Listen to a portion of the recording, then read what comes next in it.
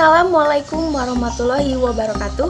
Perkenalkan, nama saya Wulan Siti Nur Aini dari kelas 5A PGST dengan NIM 1800494. Pada kesempatan kali ini, saya akan menjelaskan bagaimana cara mengelola kelas dengan baik agar kelas menjadi kondusif, nyaman, dan menyenangkan. Suasana kelas yang kondusif dan nyaman merupakan salah satu faktor yang berpengaruh terhadap fokus belajar siswa. Kelas yang kondusif meliputi beberapa hal, seperti ruang kelas yang nyaman, fasilitas yang memadai, sirkus udara yang baik, serta pencahayaan yang baik. Namun, selain itu, kemampuan guru dalam memanajemen kelas atau mengelola kelas juga memiliki pengaruh terhadap pembelajaran yang kondusif dan menyenangkan. Dan sekarang, kenapa sih kita harus dapat memanajemen kelas dengan baik? Kita sebagai seorang guru harus dapat memanajemen kelas dengan baik karena kondisi kelas yang tidak efektif dan tidak menyenangkan akan mengganggu hasil pembelajaran siswa. Alhasil, membuat siswa tidak maksimal dalam mengikuti pembelajaran.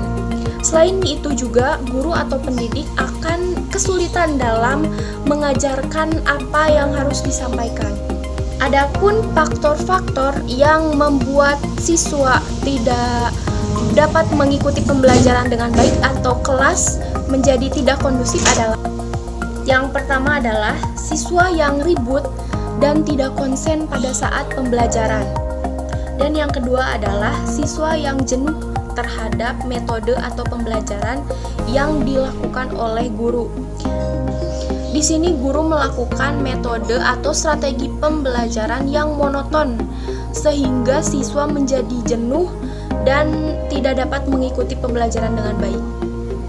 Dan yang ketiga, terdapat siswa yang hiperaktif atau aktifnya terlalu berlebihan sehingga mengganggu temannya yang sedang belajar atau fokus pada saat pembelajaran. Yang keempat adalah guru yang kurang tegas sehingga siswa tidak mau mengikuti perintah dari guru. Yang kelima yaitu siswa yang sudah mulai lelah pada saat jam-jam terakhir. Kelas menjadi tidak kondusif karena siswa mulai kelelahan dan kecapean pada saat jam-jam terakhir. Yang keenam ada guru yang terlalu otoriter dalam mengajar.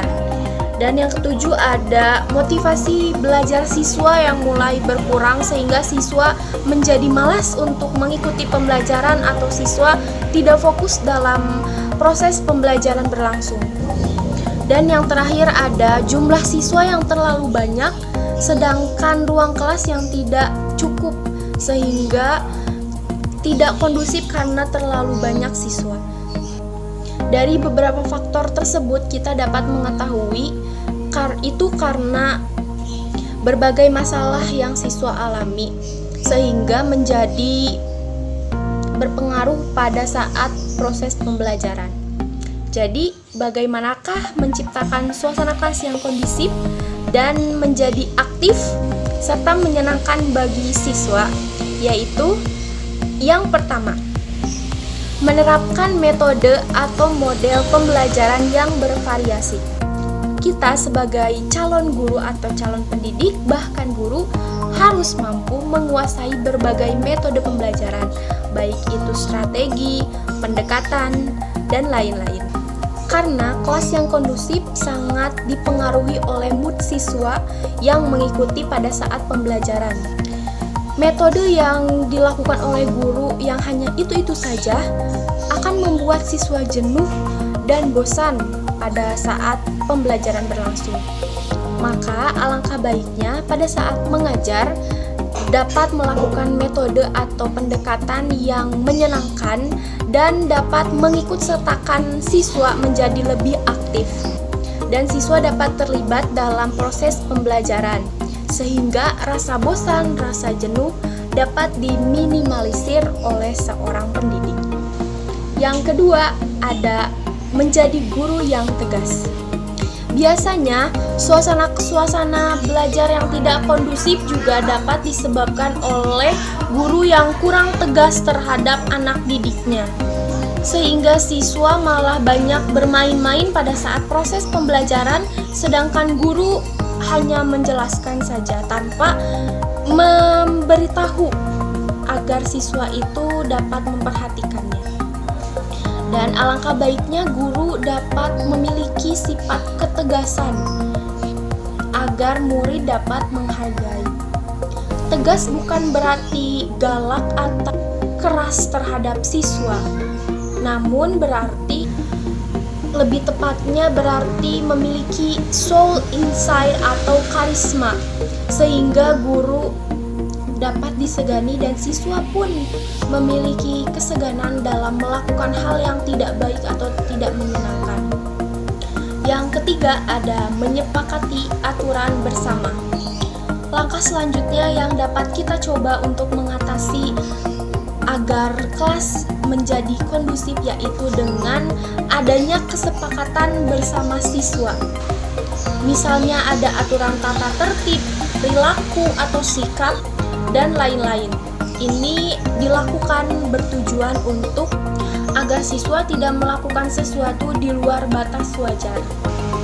Dan untuk hukumannya yang telah disepakati bersama, jika siswa melanggar aturan tersebut, dapat diberikan hukuman yang mendidik seperti membersihkan ruangan kelas, perkalian hafalan sejarah, ataupun yang lainnya. Yang keempat ada menjadi guru yang menyenangkan. Kita sebagai guru harus mampu dapat menyenangkan siswa atau kita dapat memahami karakter siswa masing-masing. Karena seperti yang kita ketahui, karakter siswa setiap anak itu berbeda-beda. Kita sebagai seorang guru harus dapat menjadi seorang teman bagi siswa, orang tua bagi siswa, dan sahabat bagi siswa. Sehingga kita dapat membangun komunikasi yang baik dengan siswa, menganggap siswa sebagai anak kita sendiri, dapat mendengarkan keluh kesah siswa, sehingga dengan pendekatan atau cara tersebut kita dapat disenangi oleh siswa. Kurangi sikap otoriter dalam belajar dan jadilah guru yang dapat dirindukan oleh siswa. Kelima, ada atur posisi duduk sebaik mungkin. Cara agar kelas menjadi kondusif dan tenang itu adalah salah satunya mengatur posisi duduk siswa dengan sebaik mungkin. Karena ini dapat menjadi penyebab kelas yang tidak kondusif. Kita dapat merotasi tempat duduk siswa dalam per minggu atau juga dapat menempatkan anak yang nakal atau yang suka mengganggu temannya di posisi yang depan agar kita sebagai seorang guru dapat mengawasinya. Sekali-kali juga kita dapat merubah posisi tempat duduk kita menjadi beberapa model seperti contohnya model tapak kuda atau model diskusi dan model yang berhadapan satu sama lain. Yang keenam ada mendesain kelas agar nyaman. Karena kelas yang pengap, berdebu, kotor, dan bau itu juga dapat berpengaruh terhadap kelas yang tidak kondusif dan dapat mengganggu pembelajaran siswa sehingga siswa tidak fokus pada saat pembelajaran. Maka dari itu, diusahakan agar kelas menjadi tempat yang indah dan sejuk agar siswa dapat betah di dalam kelas. Atau juga kita dapat memvariasi kelas dengan memajang media pembelajaran atau karya siswa di kelas. Yang ketujuh, biarkan siswa berkreasi. Cara untuk membuat siswa menjadi aktif yaitu kita juga dapat membiarkan atau memberikan kesempatan kepada siswa agar siswa dapat berekspresi atau berkreasi. Karena guru itu sebagai fasilitator, motivator, katalisator, dan mediator. Guru tidak boleh otoriter dan menguasai pembelajaran, namun biarkan siswa juga lebih aktif dan dapat berkreasi. sehingga bukan teacher center melainkan student center. Selanjutnya ada belajar di luar ruangan. Belajar tidak hanya di dalam kelas saja, namun kita juga dapat mengajak siswa agar belajar di ruangan kelas sehingga siswa menjadi lebih terbuka dan biarkan mereka belajar secara kontekstual dan bermakna. Yang kesembilan ada memberi nasihat.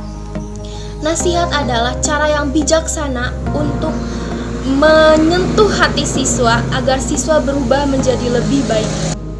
Ajaklah atau tenangkan suasana kelas agar siswa dapat mendengarkan baik guru, apa yang disampaikan oleh guru, lalu berikanlah sebuah nasihat sehingga siswa dapat sadar akan tugasnya seorang siswa. Dengan nasihat yang tepat dan baik, itu akan membuat siswa sadar akan tugasnya dan kewajibannya sebagai seorang siswa, sehingga siswa lebih bersungguh-sungguh dalam mengikuti pembelajaran. Dan yang terakhir ada have fun.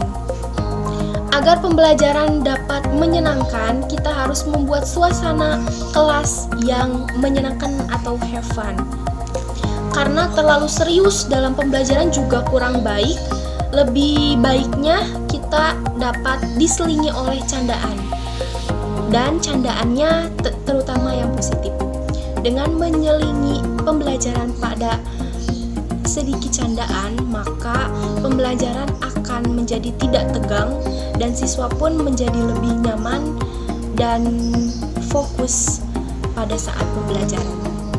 Jadi, dengan cara-cara tersebut, kita sebagai calon pendidik atau guru diharapkan dapat mengelola kelas dengan baik sehingga siswa menjadi nyaman dan kelas pun menjadi kondusif, sehingga hasil pembelajaran siswa menjadi meningkat dan tujuan pembelajaran siswa pun dapat tercapai dengan maksimal. Sekian dari saya. Wassalamualaikum warahmatullahi wabarakatuh.